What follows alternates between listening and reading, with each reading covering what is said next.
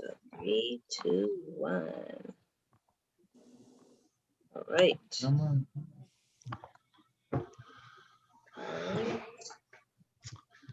Yeah, like we've been.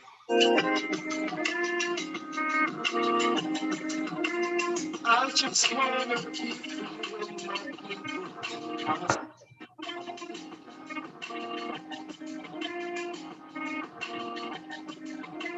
don't you see revolution.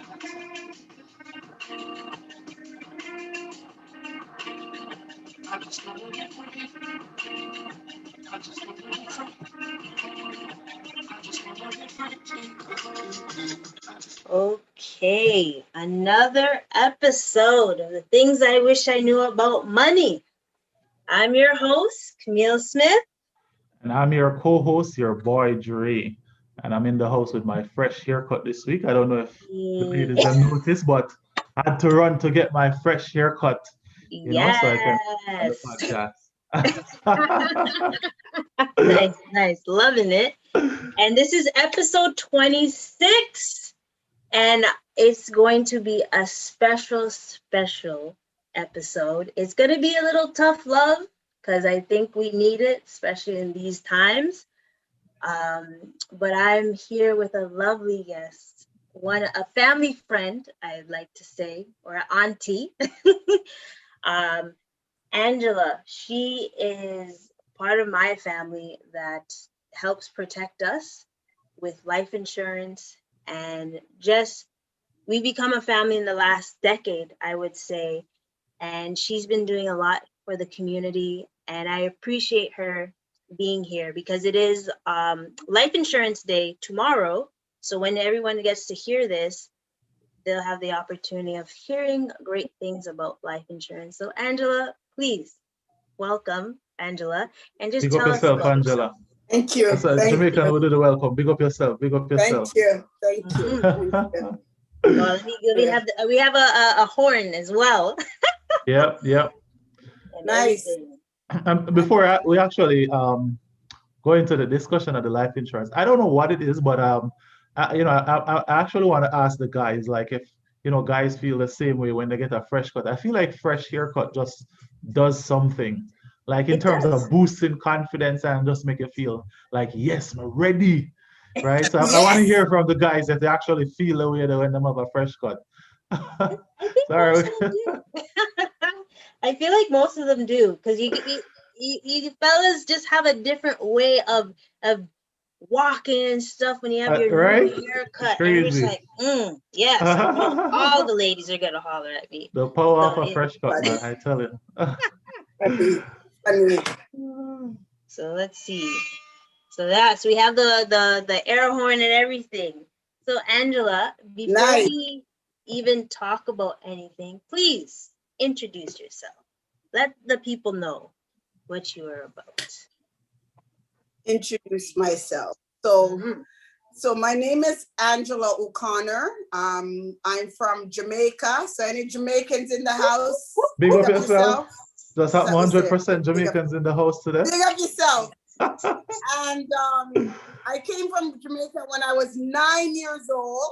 And I'm from a little place called Belfield up in St. Catharines. And I love Jamaica. It's still one of my favorite places in the whole entire world. Prior to coming into this financial service industry, I was actually a social worker for the city of Toronto, because I really like to help people. And that's actually what sparked my interest to come into this, because I did help people before, but the truth is I helped you stay in poverty.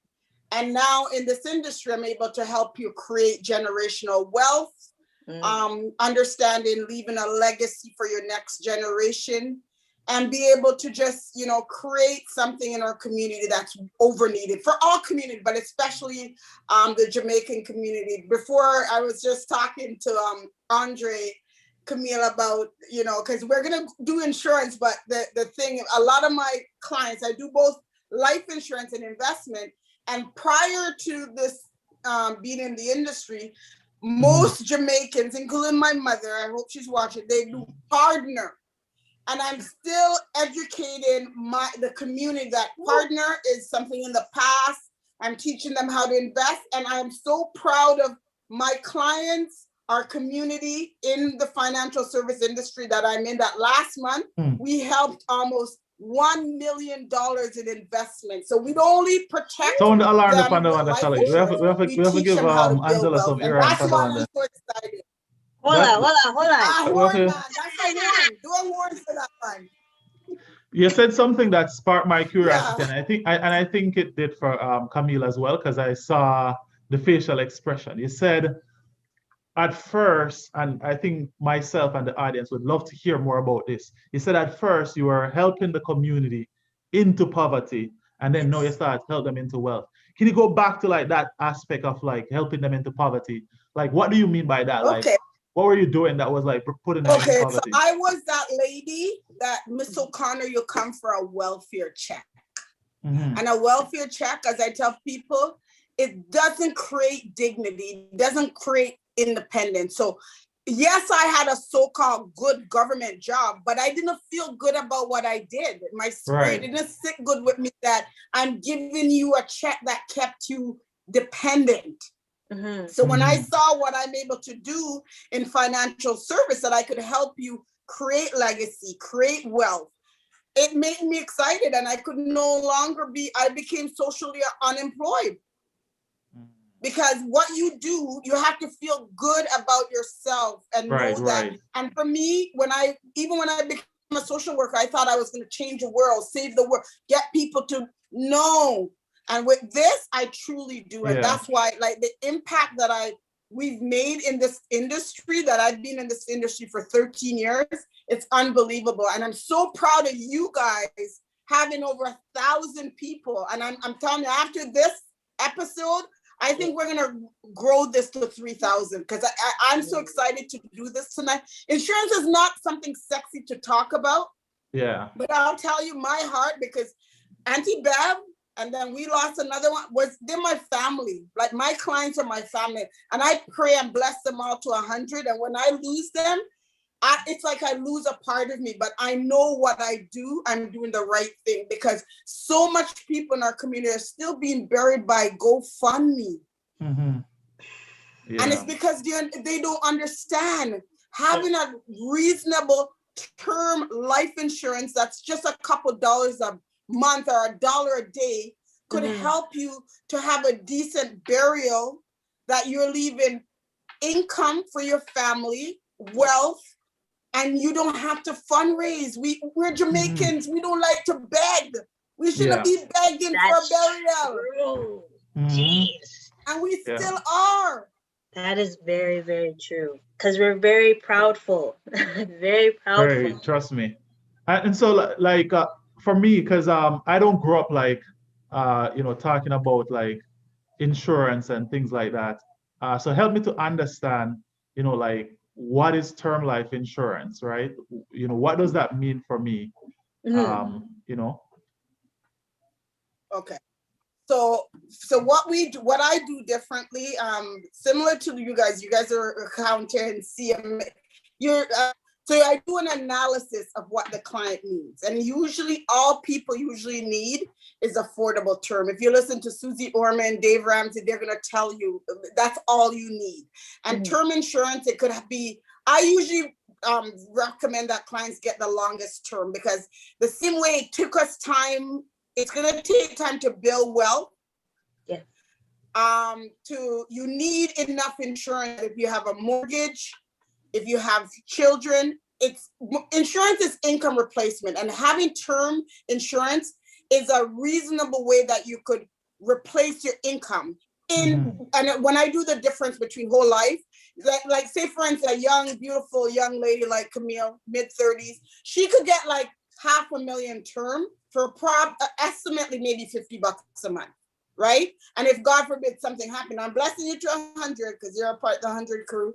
If something happened, her next generation, whoever, her brother, her dad, they will be left with a legacy, not the shame of raising funds. Like, I had to contribute to one last month and it hurt my soul. Yeah. Young man, he was only 40. He died. and he had left 3 kids.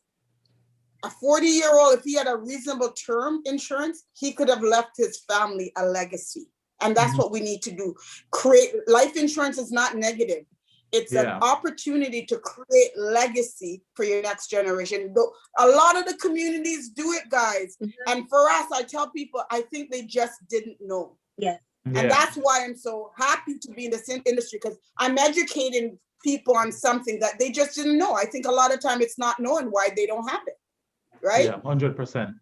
Knowledge is definitely power. Absolutely. And I know that you mentioned term life insurance.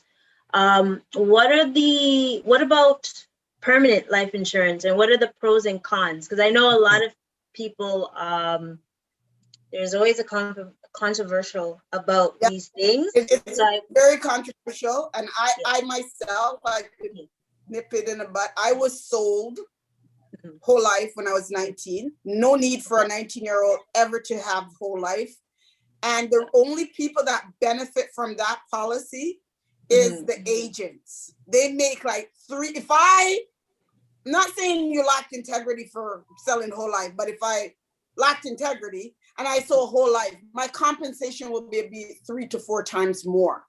So most agents, because we're all licensed by the same regulator, like in Ontario, Financial Service Commission license all of us, we get educated on the same thing.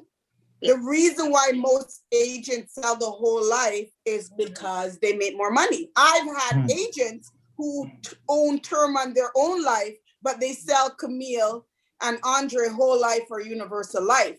And why our community, even myself, bought it, I don't know better. And they told us that there's cash inside of the policy. So you think that sounds good. You don't know that if you want to access the cash, you have to borrow it. You don't know that if something happens, your beneficiary doesn't get the cash and the face amount. They only get one or the other. So it's a lack of knowledge why people usually buy whole life. I know that they say the terminology when I took the course, they said, well, estate planning. I don't know, Andre, if I was able to help you build up an estate of $500 to $1 million, I believe you have children, right? I remember you were talking. I have a son. Yeah. You have a son. Would your son need to worry about estate planning if I build up wealth?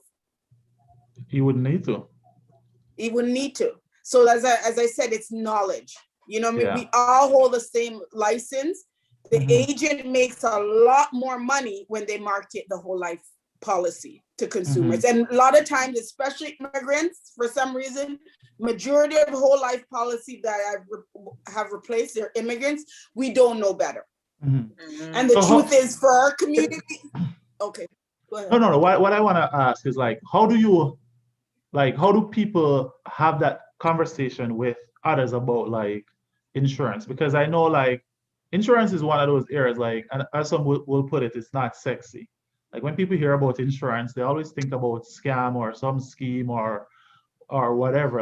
How do we have that conversation? So how do you have that conversation? How can Camille and I and other, professionals out there have conversation with the community about insurance? Because it is really important, right? In terms of estate planning.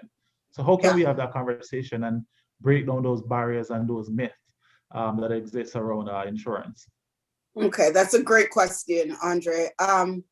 Really, I don't start the conversation on insurance because insurance is not sexy. It's not sexy. Nobody, listen, we all, I even tell my boys, and they're funny, I'm going to 100, okay? Yeah. I'm going to 100. But in the meantime, I have $1 million insurance that if God forbid I chip out early, I'm still going to 100. Come on, I'm going to 100. My children will be left a healthy legacy. And I think a lot of us, and we're believers, that the Bible says a good man or a good woman, I'm the woman, leave a legacy for their children's children. So me even let me tell my spark in this business. This industry, 2008, 2010, I sat with a young man. I was at the kitchen table with him and his wife. for about 5 hours. He didn't want life insurance. And I, thank God I know my word, brought out a good man leave an inheritance for his children's children, because he couldn't see the need. He had 3 kids. So you really, I talk more about the children, or if you have a mortgage, who's gonna be left in hardship if something happens to you. And if you have 20,000, 20, 30,000, and it's the only person you care about is yourself, that could bury you. That's the truth. But if you're like me, like Camille, like yourself, Andre, and I think a lot of us, we want to leave our children or our loved one in a better situation. That's how I have it. And when I run the analysis, they get it, they appreciate it. You know what I mean? So it's really showing them what this money could create. You know what I mean? I lost a loved one a year ago. We lost our aunt. And I remember she was actually a very challenging one, because she didn't have kids. Why do I need insurance? I go, who would bury you? Yeah. What do you have to bury you? So you, like our community, you just gotta be real. You can't pretty it up too much and you gotta be real talk and put yourself in. And then they answer, and I said, who would you want? And she said, you know what? I'd want if something happened, nobody, my church don't have to bury me. That's what's happening. A lot of churches are burying our community, guys. GoFundMe or your church. And you know what? She did such a great job. It's sad she's gone, but because I helped her, her insurance policy was able to leave money so her mother could be buried, and she was buried, and there's no hardship. You know what I mean? There's no hardship, because there's so much. And I'm going to underscore a couple I'm going to underscore a couple of things you said, because they're really important, and people, this is why we bring on the experts on our podcast, because they are the one with the insight that can really unlock like the knowledge that we thirst and we crave, right? But one of the things I love that you highlighted from the Bible is that leaving that legacy, right? And for some people, like, I think when we bring it from a biblical perspective, it really clarifies for some people, right? And I love that you talk about that. But I also I love the other part is like thinking about your children and your children, because a lot of time when people think about wealth or legacy, they have this notion that it's about them. Okay, I can have like 50, I'm saving for my retirement. I need 100,000 to retire. I have 3 kids. I have a family. What about them? You know what I mean? So wealth creation and legacy building extends beyond you, right? And it goes on to your kids and their kids. So I really love the fact that you underscore that, and highlighting that insurance, term life insurance, is one possibility in helping people to get to that point. So that is some really good insight there. Yes. And also I want to also chime in is, when it comes to preparation, you're never prepared. And there's 2 things we can guarantee in life, and that is death and taxes. And we've all experienced it in our lives. I mean, I think right now, me and Angela's going through it the most. Well, me is included with estate planning, and there are certain things that needs to be like taken care of. And I think even if we're not able to get life insurance, we still have to keep in mind of saving for a better day, because there's I'm sorry, I dislike seeing the GoFundMes as much as I want to help, but it's like we realize that, like, dang, we really are not aware of the things. And I feel like in due time, we are getting better. Like, do you know the statistics of how many, like, in our community that haven't got life insurance, Angela? Like, maybe it's pretty sad, but but it's almost all, it's, to be honest, don't feel, but it's universal. So the number is like pretty much like 8 out of 10 people don't have a personal life insurance. A lot of people, like I was telling Andre, I worked at the government, so they'll have work insurance, and if they're no longer at the work, that doesn't cover them, and Yeah. it's usually not enough, right? So Mhm. that's why what we do as a, having as a financial coach is I do an analysis that could say, hey, Andre, you have mortgage, you have your son, that if something happens, you have his education. So we do an analysis based on your need, because what Camille might need as a single person, you and me that have children, we may need more. And if you have a Right. so we really do a good job with that. And the nice thing about our company, why people will say, oh, this and this about whole life, we actually, as I said, I mutual fund branch manager, life insurance. I do investment too. So, and one thing I'll tell you, COVID has been a real wake up call. And that's why I'm so happy that Camille brought me on this, because I've had clients that have teammates that they've been affected, but no death. And that's why I'm so like, this crusade of insurance is even going to be even crazier than I was before. And I'm pretty crazy because, as I said, majority of my clients, when I look through my client base, majority didn't have insurance. Right. Wow. Yeah. Majority still don't have insurance. And what I want is, Andre, we are going to need your help. The men, Oof. the women are awesome.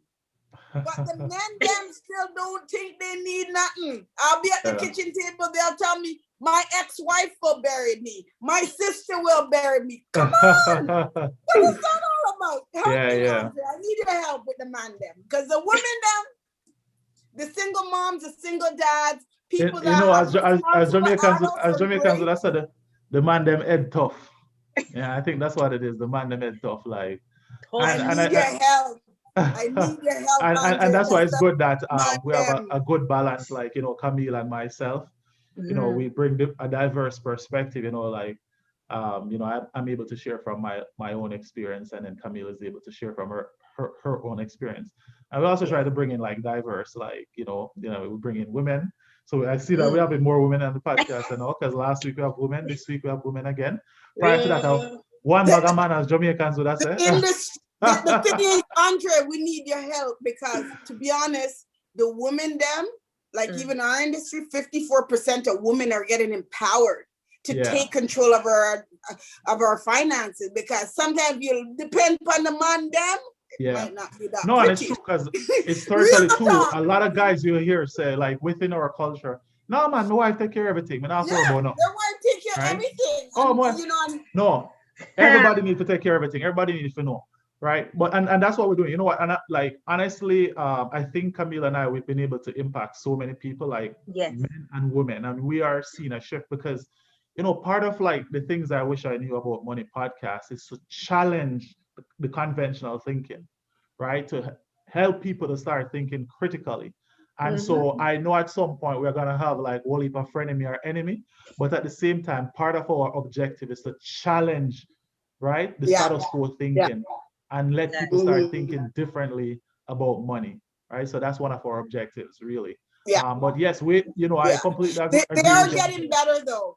Yeah, they're getting better, though. When I started in the industry in 2008, I'll tell we've made a lot of headline. Like people say, like we have a manager. I have a lot of insurance, but we have over $12 million asset under management, and a lot of them look like us, guys. Nice. So nice. I am That's breaking good. the partner. Some of my clients, when I sit with the Caribbean, because it's not only Jamaicans, Filipino, and the Filipinos call it a different name. Some of but majority of people, they still do the partner. Right. And we've seen some innovation in that area, actually.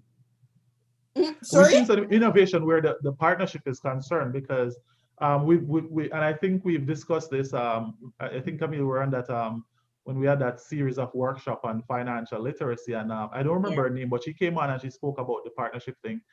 And there are some partnerships where they actually use the money to buy investment property, right, for people. So there has been like some innovation in that space. But I had like my own opinion on partnership prior to listening to her. And I tell you, after I listened to her, my opinion changed.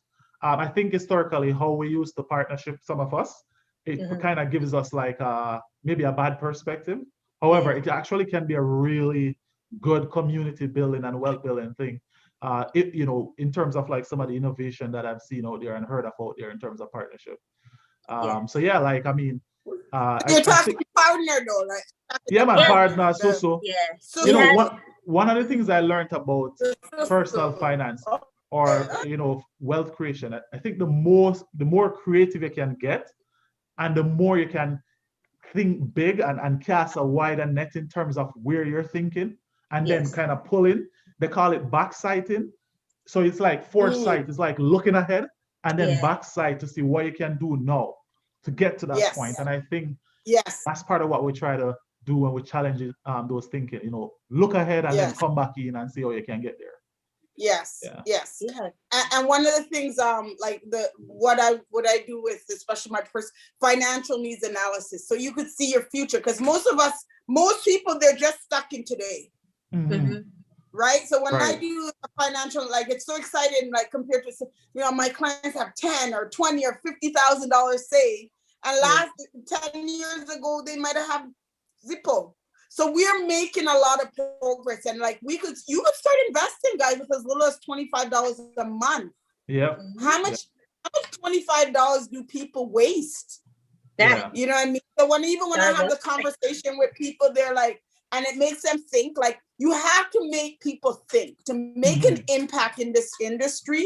You Yes. gotta challenge us. You gotta make them think and Yeah. get disturbed. Yeah. You know So what I let me mean? ask you a Like, question, mhm. Angelus, because like for me personally, I'm really big on creating value for people. So like if you walk in and you talk to me today, you're supposed to leave with some value. So like if you can like share an example, I think you did share one earlier, but give us a little bit more detail about like a client that you've created a value for. Like, you know, this client, it was a difficult client, they never wanted to come on board, but you got them insurance. I mean, that person ultimately passed away. What was that value like? What did it look and feel like for that family, knowing that this loved one was gone, and however there was like financial protection in place? There was 250,000. Like the first one I call it was like a lottery ticket. I said, no, I'm sure in December.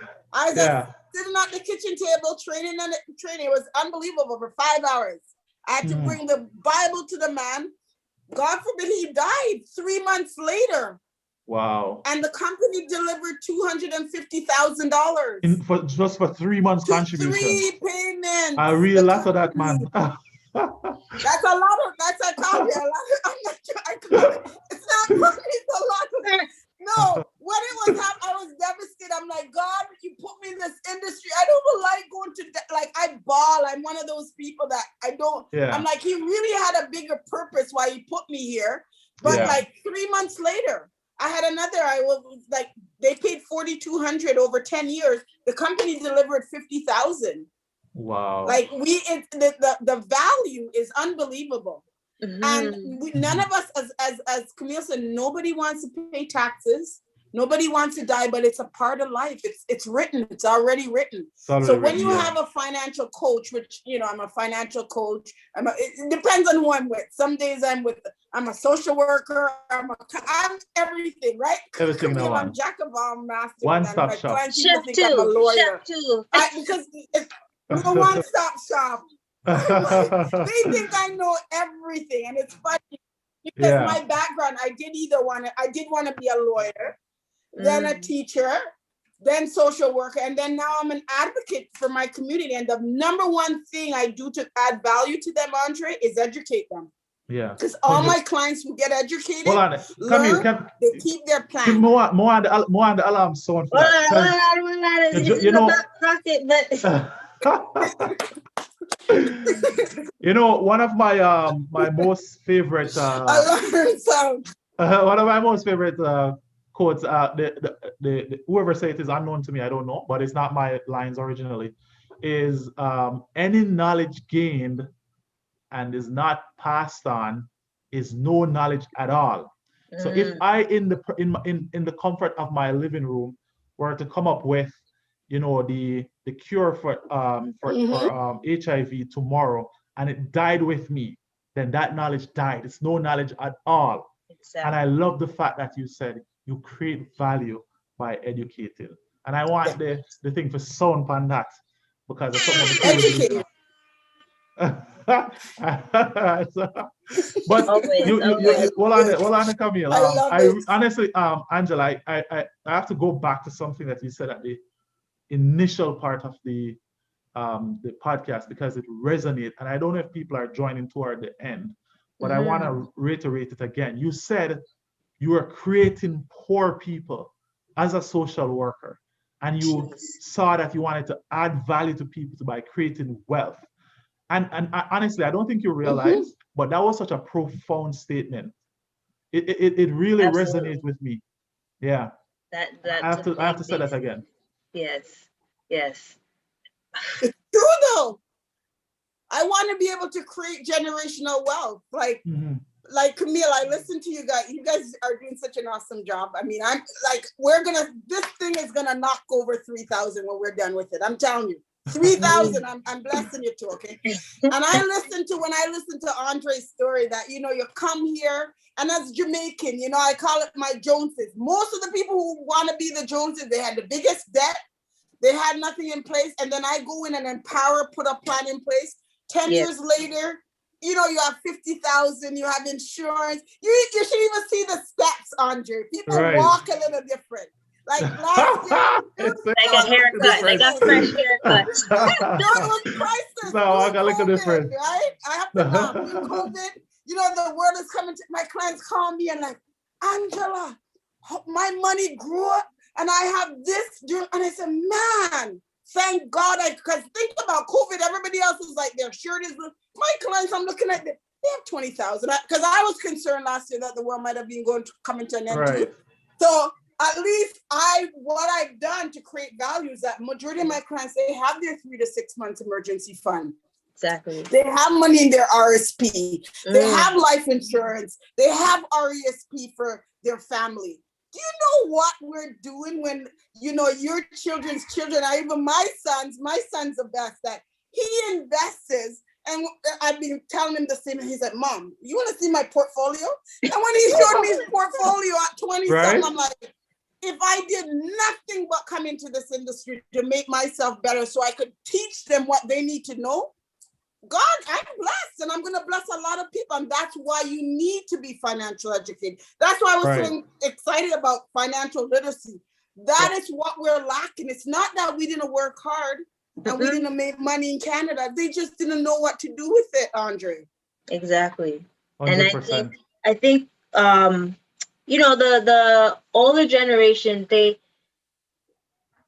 felt like they're too late, but it's okay because overall you still have a chance to, catch up in a sense, even if it takes like getting the life insurance, because like thank heavens like my dad has and everything, and he sees the value in it, and now it's like reality has hit and it shows. And I think, and I'll step it back, like before when I was speaking to Angela like a decade ago, I would look about life insurance, I'm like, listen, life insurance is a waste of money.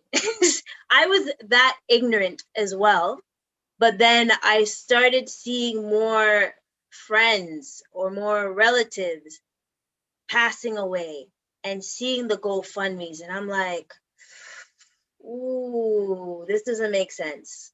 This doesn't make sense. So that's when I started cranking in the financial literacy and getting the knowledge of knowing that this is important. And I rather have something left for my loved ones or future kids and all that great stuff, so they don't have to struggle and stuff. Because I've seen a family, a friend that passed away with 4 kids left and his wife, and it hit me hard, and I was like, we shouldn't have to deal with these type of things, because we could prepare ourselves for these things, because we know that it's going to happen. And even if I rather, like I said before, even if you aren't able to get life insurance, please save. Invest. Save and invest. Save and invest. Yes. Save. Sorry. Let's change the language. Let's invest. Yes. So Save money in the yes, bank, absolutely. invest. Yes. 'Cause Have you that can save mindset that. to save and then invest. Because if you don't have the mindset to save, you're not going to have the mindset to invest. Yeah. So it has to be in line. So Yeah. I used to be ignorant. The ignorance was there, but obviously I know better, and I just, as much as possible, I try to find a way to tell people to get life insurance, and just also look at your finances as well, Mhm. right? Because maybe it makes sense to have either or both if you want. Who am I to Yeah. judge? Yeah. Yeah. But find out how you would be able to afford that. And that's Well, last week when I came to see your dad, and I cried in the car because I had to be tough, right? So I know, I saw it. I saw the, he saw me. I cried. I'm gonna be tough. I'm gonna come in there. But when he was like, man, don't you come in here, and do you see how mom make sure you, dad, Christopher, that's a wise woman. yeah. And that's why it's so important that somebody knows. It's just like my grandmother, God bless her soul, she passed away, but we never had to do no fundraiser. My boss chick grandmother had her thing in place. You know what I mean? And we are here too long. Yeah. That we still go fund me. We have to bury or better yet, I used to be a welfare worker. I don't know how much they paid, but it used to be $2,500 to get a box to bury you.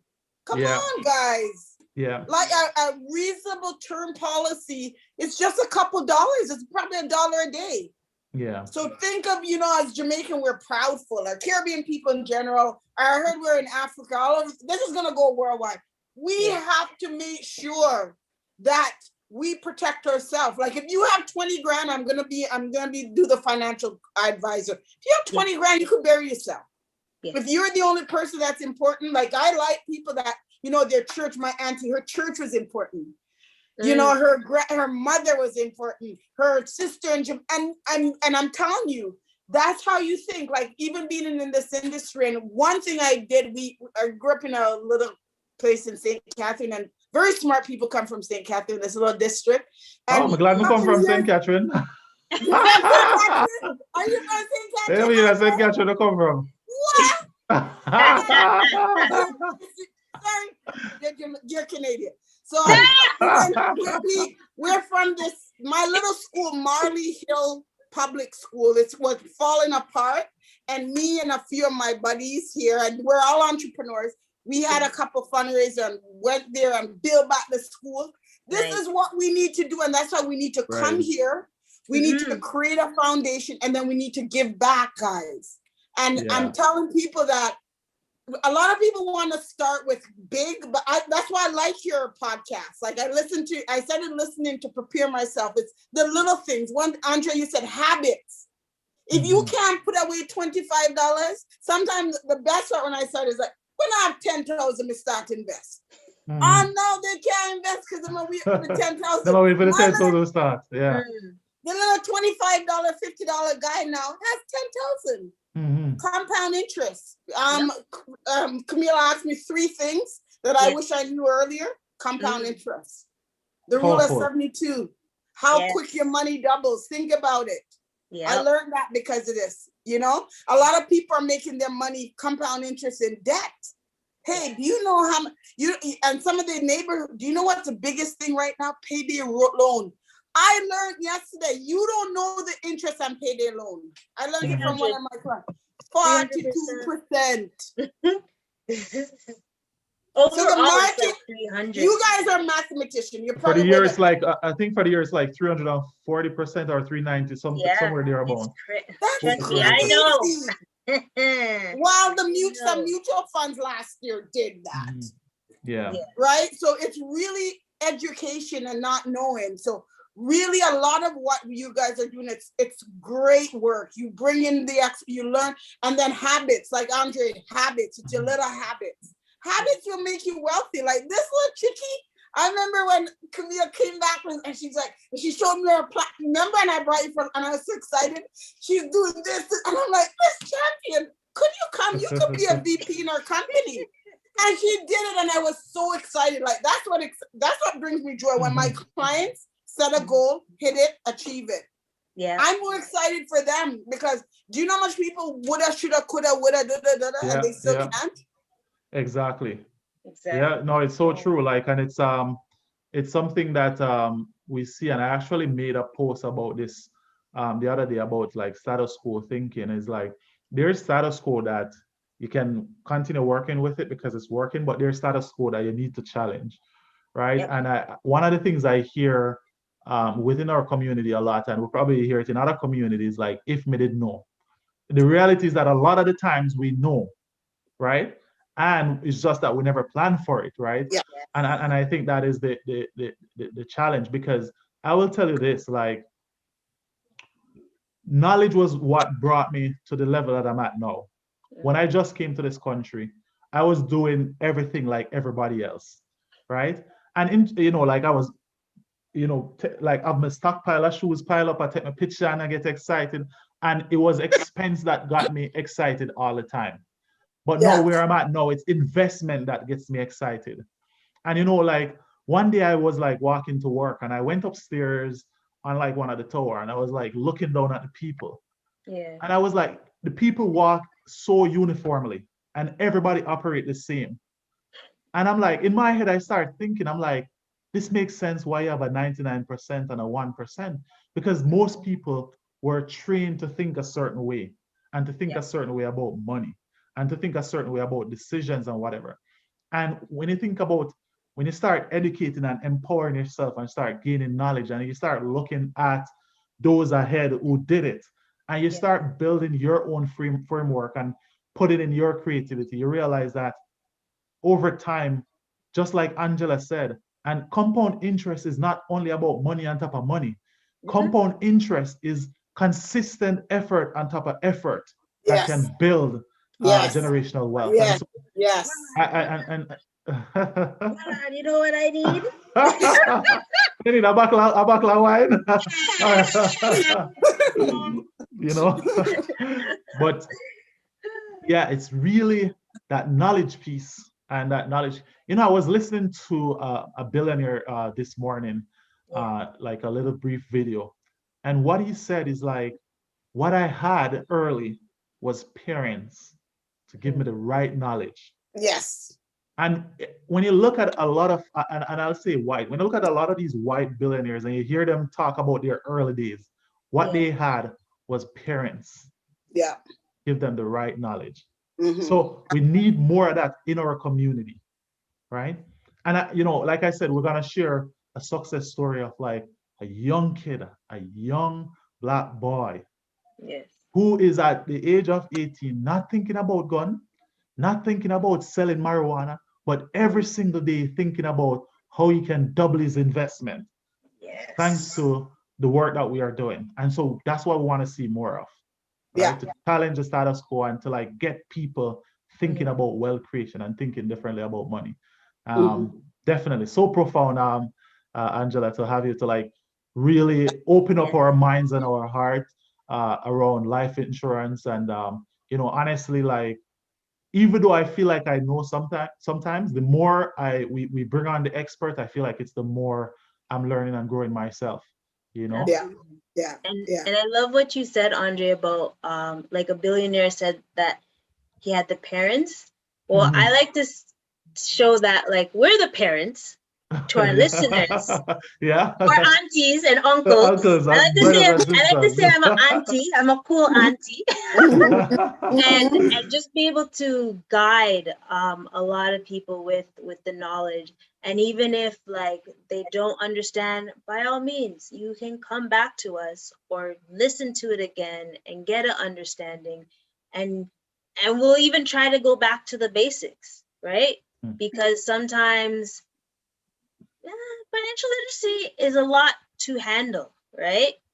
But other races were able to do it, so why not us? We will take the time. We'll hold your hand for a little bit, but not for too long, because you have to. We've started the foundation. of the knowledge, and we want you to seek for more. There's so many opportunities. You have me, Andre, Angela, YouTube, and all that great stuff that's able to teach you the ways of, building generational wealth. And that's the most important things, is to build generational wealth. So we can floss. Flip and floss like a boss. Flip and The right floss like way. a boss. The right So, way. Another thing, Andre, because Camille really got me thinking, another thing what we need, you need an accountability coach. A lot of my clients, or a lot of people think they could, there's a do-it-yourself generation.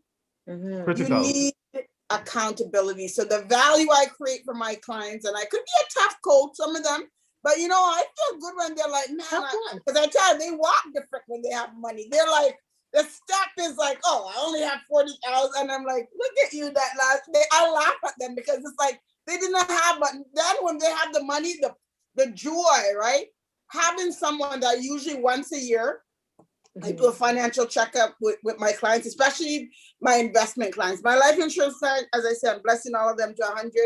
Only a couple chipped out so far, and God bless their soul. Like, even mom, she made sure that everybody was prepared. And it was so funny. It was like January when I called her, do you have this? Yeah. Yes, I forgot. And I'm like that. You forget all the things going on with COVID. Did you do your will? Did you do your will and your power of attorney? Did you make a list, a checklist? Like, you need a financial coach, because the truth is, Andre and Camille, you guys seem like you're champions. Majority of people don't have the time, to do it themselves. They need somebody. So having a financial coach, somebody that could be accountable, and that's the value that a financial coach or an advisor create better than the do-it-yourself community. The do-it-yourself community, it's like, in January, everybody, I'm gonna lose 30 pounds. And by April, where are they? What happens in the gym? I'm on my Zoom walk still. I'm still doing it. I'm like, guys, it doesn't matter. We're on shutdown. We can walk around the house. Everybody's like, leave me alone, Angela. Like, when the gym opens. And you know what the funniest one could be? The ones who never went to gym when it was open, they're want to go now. I'm like, Right? let's work out on Zoom. It's the same thing with your financial fitness. You got to always be doing it. It's like, you guys are accountant. Every year, your clients who, you do your bookkeeping stuff, they need you. Yeah. Same thing with us with the finance. You need it. And then even just someone that you could call, and somebody that would, because with COVID, believe me, man, I was just praying, God, please let this is gonna pass, and it didn't. And when Camille called me and told me, man, I cried for days, because I'm like, no, this isn't supposed to happen to my clients I'm praying for. But mom was so sweet. She made sure everything was in. So her mom did the right thing. So now Camille knows what to do. My kids say the same thing. Mom, you're like a broken record. They're probably going to listen to this. You say the same thing. But when they tell me, Mom, I have my stuff, okay? Leave me alone. They live in Alberta. They got their insurance, if God forbid. They're going to 100, but you got to be that one. Like, Andre, you got to be that one, and each one teach one. Right, we need 100%. Each of us to go empower and teach, because our parents did the best they did with what they knew. We now know better. Yeah. We should do better.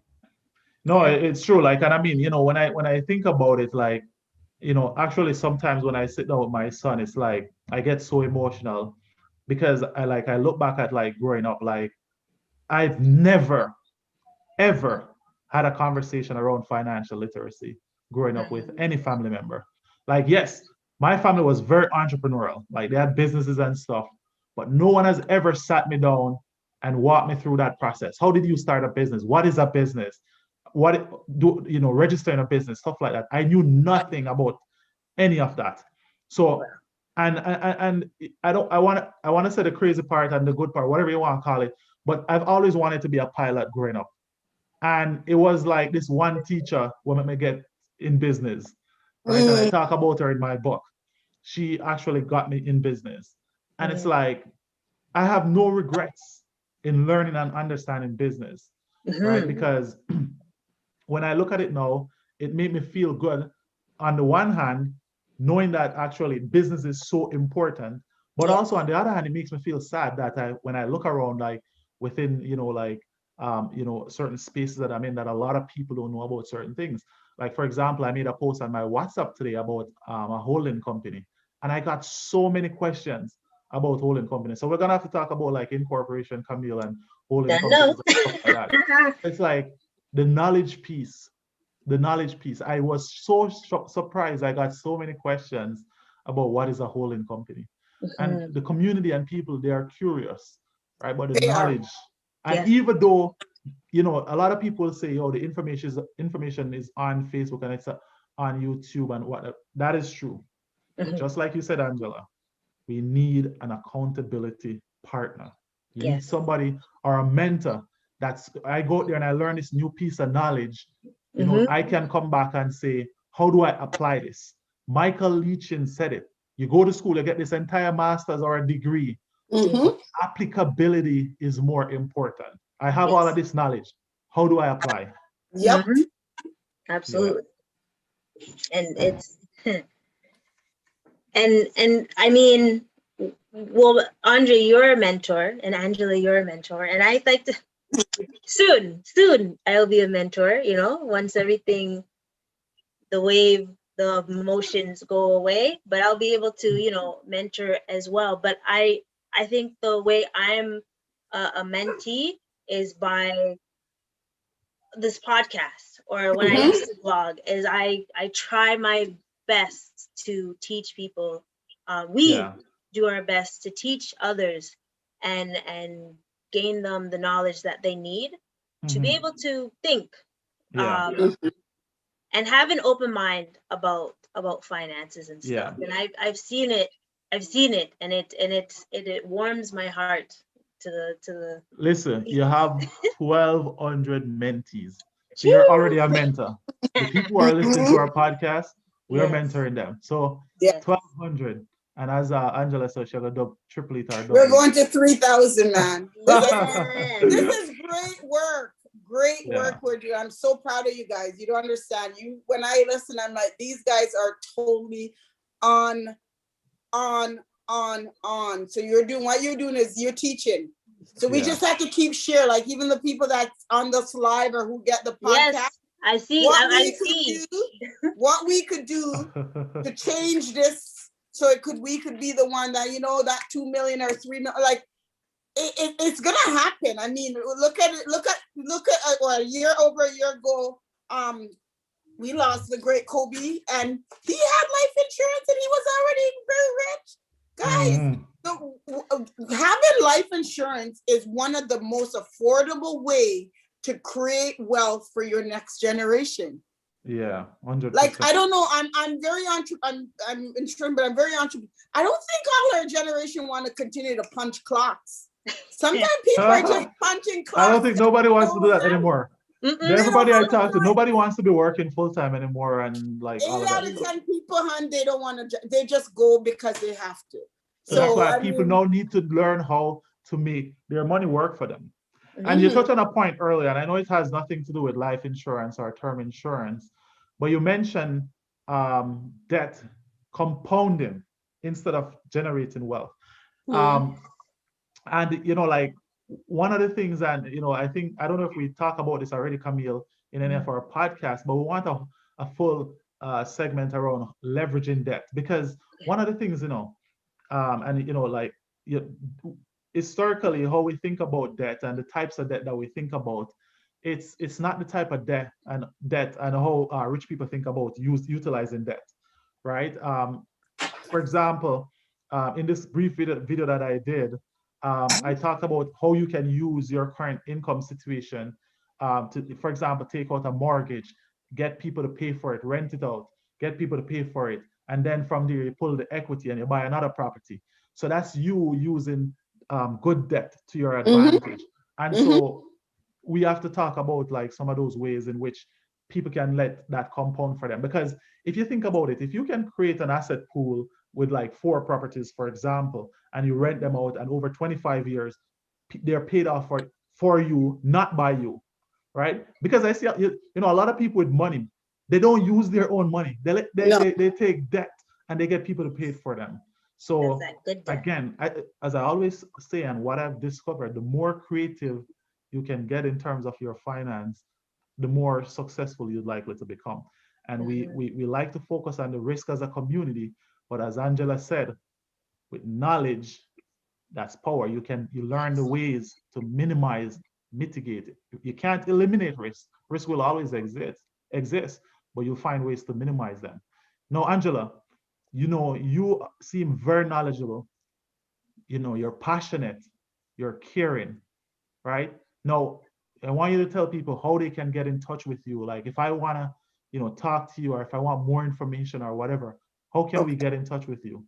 All right, so I'm gonna give you guys I'm gonna try and keep up with all the places I can. So I'm gonna first give you my phone number, Angela, 416-317-1809. That's my cell number.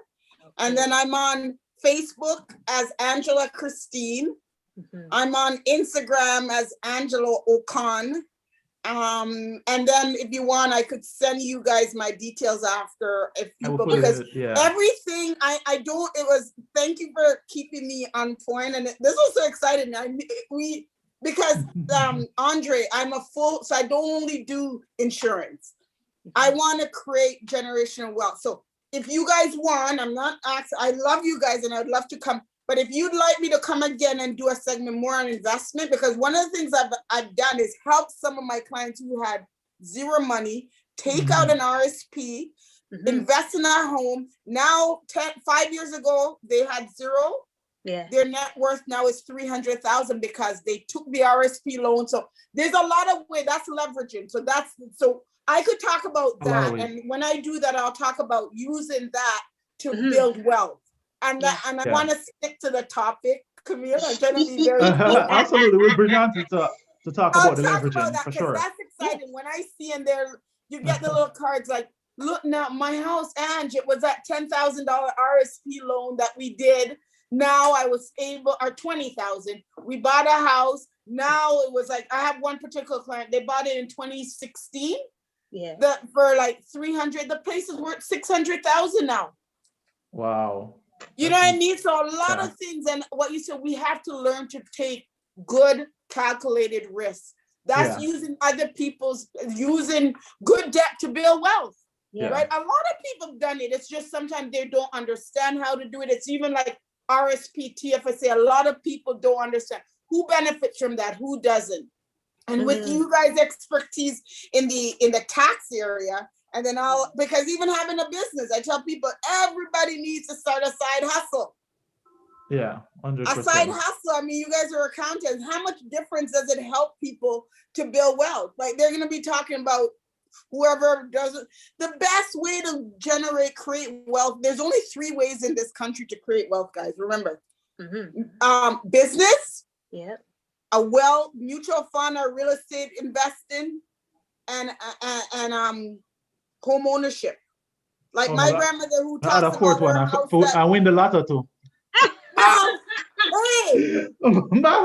I had one of those, but I'm telling you, that could create wealth, but it's like only 1 in 100 million on it. Right? The chance is so slim.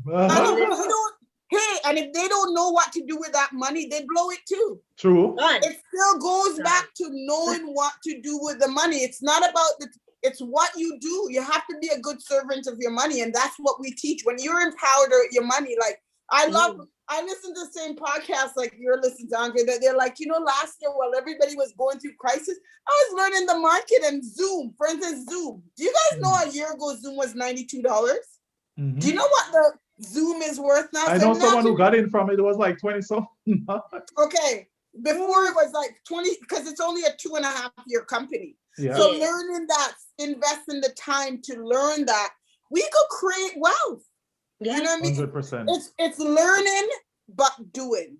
Well, I use the stock market to come up with the down payment for my house. Yes. Last year was a great time. Yes. Then the correction came this year. It's gonna keep going, guys. You have to remember the market goes through dips and flows, right?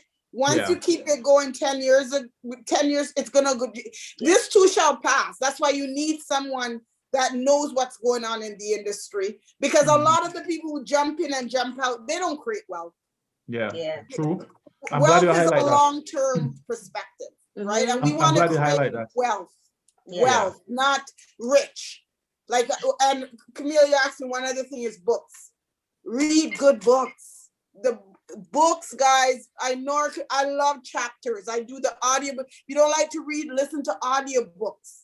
There's Yep. so much good books that if you want just like The Wealthy Barber, that's one, that's a great book. Think and Grow Rich. Yes. Think it, you know what? Listen, I already bought the podcast cheer that I said, I'm gonna be on a podcast. Camille, I didn't want it like this. Next thing, if you ask my friend, I'm like, one of these podcasts I want to do. Next thing I know, but I already had it in my mind. Yes. Thinking, guys, like even doing Yeah. business, thinking and doing action, right? Regardless of what's going on, don't listen to the negative. Stay positive, like God, and then surround yourself with good, solid people. 100%. Like my clients, I have 3 or 4 key friends that when you're gonna go in business, it's gonna go like this. I told Camille, call me. Let me, like, if there's something, because you're gonna have those days. That's what it's like, life, right? So you need that, and that's how you create. Because creating isn't gonna be easy, guys. Most people jump ship. Like, I've been in the industry 12 years. Some of the people I started with 12 years ago, I can't even find them. I'm gone. Them That's gone, that's like a gone like a Sammy they were Mouse. gonna change the world with me.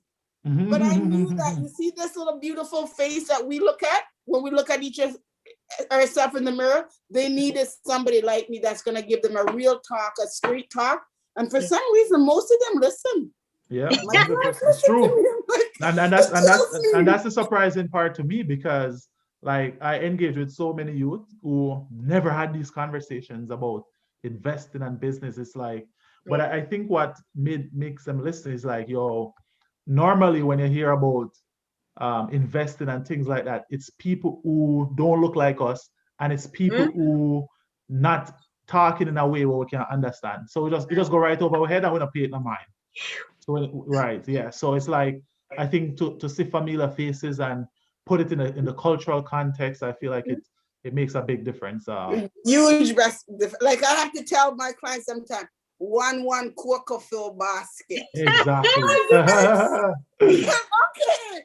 I feel like that should be our logo or slogan. I went back to Yo, Jamaican I know, roots. yes, you're right, Camila. Yeah, that should be our slogan. One Coca-Cola basket, and they're, yeah, man, look how me start with $100. Now me have 5. What, Angie? And it's like, it makes me teary-eyed, Camille, because I'm like, I got through. So when people are like, oh, we're too stubborn. No, you got to be real. You got to, as Andre said, they got to know that you're there for them. Exactly. And you got to be relatable. You can't go on suit and tie, this high fancy, and then talk over people's head, and they're like, Yeah. I wasn't a finance girl. I was a social worker. I want to help. Like, when I saw the book, it intimidated me. But when you just say, Angela, you start investing, your finance, I talk about net worth, if you start now, like some of us, we're gonna leave 5, 10, 20 million dollars to our children because what we know. Right. While if if our parents knew that, as you said, they didn't know, they would have done the same. Right? So we have to be like, you guys are, I'm telling you, you're gonna kill this with the viewership. I'm sharing it with 100 people. And I'm gonna challenge 100 guys. If we're gonna do this, we gotta do it big. That is do it true. big. Okay, I love we're it. doing it big. Think It's gonna big. go to England and Jamaica and my family all over the world. I We'll have a go little sister. everywhere. I have a little sister in Jamaica. When I said, "Do you and your husband have a?" She got somebody, and we did a Zoom from Jamaica Yeah, man. to teach her about investing. Nice. And she and her husband. So we need to be, because remember, the motto is gonna be each one teach one. Each one teach one. We all get better, guys. 100%. Right? So I'm Things- very proud of you guys, though, man. I'm so excited for you guys doing this because we needed it. We needed it. You know what I mean? And you guys were bold and brave enough to start it, because you always hear, I should start a podcast. The Americans are doing it. Hey, Camille and Andre were bold enough to take the first step. So I'm super man, we're in proud Canada. of you guys. So within Canada, I wave the maple leaf. Watch out, America. Watch out, America. We are come through. Maple Leaf, we say. You guys need a flag when you do yours, and then when we Right? start sharing it, it's like a Canadian podcast on financial literacy, man. Exactly. We just wanted to, have a different twist of financial literacy. And like you said, I was getting tired of hearing like, oh yeah, 401k and Roth. I'm like, oh, I don't even know what you're talking about. But I had to learn, obviously. So that's why I was like, no. Let's make it for Canadians so they're able to understand. Don't worry, to the UK Americans and Russia or South Korea, we'll try to cater to you guys as well. But it's about Canada mostly. And yeah, I'm just so warm-hearted and everything, and I'm seeing we're having like people leaving comments, so keep it up. Yay. Yes, keep it Awesome. up. Awesome. And you're gonna be sharing it to 100 folks. I'm gonna be sharing it to 100. Andre's gonna be sharing it to 100. So we're gonna have so many people listen, So many new people, especially about life insurance, because that's And Angela gonna come back and talk. So somebody requests Angela come back. So we're gonna bring Angela to come back and talk about leveraging debt to build wealth. And I feel like that's a segment. Yeah. Mm-hmm. So definitely. All right. The things we all, Cam, Angela, myself, and the rest of the community, the things we wish we knew about money. There's so much more that we're gonna continue to share. Exciting in a fun, engaging way. You can listen to the live, or you can join us on Anchor, wherever you want, wherever you are, anytime, and with it everywhere. That's what the thing said, with it everywhere.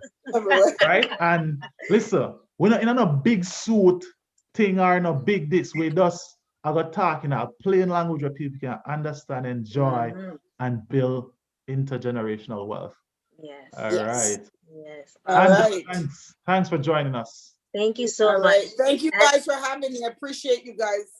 Blessings to this community. It's gonna do some big things. I'm so proud of you guys. Respect, enough respect. All right. And like I said before, Angela is a family friend, but she is like family to me and to Andre now. Yep. And just share, comment, subscribe, do whatever you guys have to do so we can stay being as a family. I'm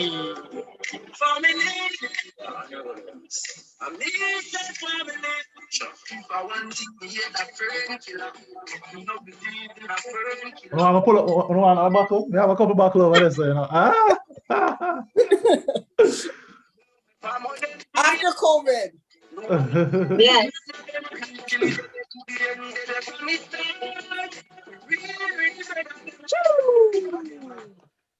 All right, so we could just cut off the live as well.